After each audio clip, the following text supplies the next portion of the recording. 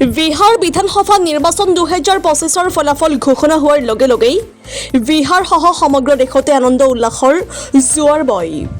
বিভিন্ন দলৰ সমৰ্থকে বিজয়ী প্ৰাৰ্থীৰ কাৰ্যালয়, দলীয় কাৰ্যালয় আৰু স্থানীয় অঞ্চলসমূহত পোহৰ আতচবাজি জ্বলাই মিঠাই বিলাই উৎসৱ পালন কৰা দৃশ্য দেখা পোৱা গৈছে। ফলাফল প্ৰকাশ হোৱাৰ পিছত বিহাৰৰ বিভিন্ন ঠাইত সাধাৰণ নাগৰিকে ৰাস্তা ঘাটত নাচ গান শ্লোগানেৰে আনন্দমুখৰ পৰিৱেশ সৃষ্টি কৰে। বহু ঠাইত আকৌ সমৰ্থকে বিজয়ী প্ৰাৰ্থীৰ উদ্দেশ্যে অভিনন্দন যাত্ৰা কৰে। ইপিনে বিহাৰ নিৰ্বাচনৰ ফলাফল ঘোষণা হোৱাৰ পিছত অসমৰ শিৱসাগৰতো এক আনন্দ আৰু উৎফুল্লতাৰ পৰিৱেশ পৰিলক্ষিত হৈছে।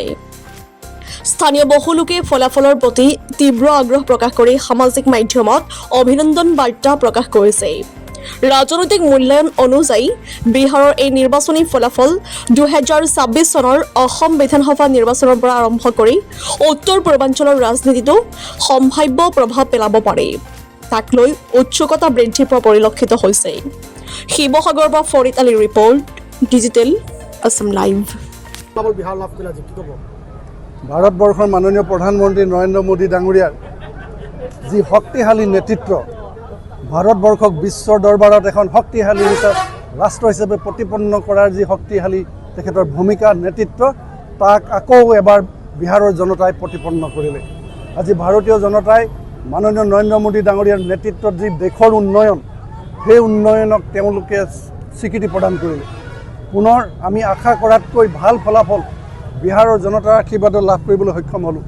বিহাৰৰ জনতাই আজি উন্নয়ন বিচাৰে, তাত গুণ্ডা গাৰ্দিৰ এই যি ব্যৱস্থা তাক সম্পূৰ্ণৰূপে প্ৰত্যাখ্যান কৰি কেৱল শান্তি সম্প্ৰীতিৰে বিহাৰৰ উন্নয়ন তাক কামনা কৰি ভাৰতীয় জনতা পাৰ্টীক বিহাৰৰ জনতাই আঁকোৱালি ল'লে। গতিকে এই আপাহতে আমি মাননীয় প্ৰধানমন্ত্ৰী নৰেন্দ্ৰ মোদী ডাঙৰীয়াৰ সবল নেতৃত্বক আমি শিৱসাগৰ জিলাৰ এই ঐতিহাসিক শিৱসাগৰ টাউনৰ পৰা আমি আন্তৰিক ধন্যবাদ জনাইছোঁ, তেখেতৰ প্ৰতি শ্ৰদ্ধা নিবেদন কৰিছোঁ। মোদী ডাঙৰীয়াই সমগ্ৰ দেশক আৰু শক্তিশালীভাৱে নেতৃত্ব দি আগুৱাই লৈ যাওক। লগতে বিহাৰবাসীক, প্ৰতিজন বিহাৰৰ নাগৰিকক আমি শিৱসাগৰ জিলাৰ পৰাই আন্তৰিক শ্ৰদ্ধা আৰু কৃতজ্ঞতা জনাইছোঁ।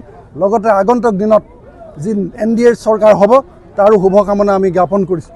নিশ্চিতভাৱে মোদী ডাঙৰীয়াই যি সমগ্ৰ ভাৰতবৰ্ষত উন্নয়নৰ নিজৰা বোৱাই দিছে, তাৰ আৰু শক্তিশালীভাৱে নিজৰা বৈ যাব বিহাৰৰ প্ৰতি চুকে কোণে, গাঁৱে ভূঞে, সকলো অঞ্চলত। গতিকে বিহাৰবাসীক এই আপাহতে আমি পুনৰ আন্তৰিক অভিনন্দন জনাই তেখেতলোকৰ উত্তৰ ভৱিষ্যত আৰু উন্নয়ন হওক তাৰ আশা কৰিছোঁ।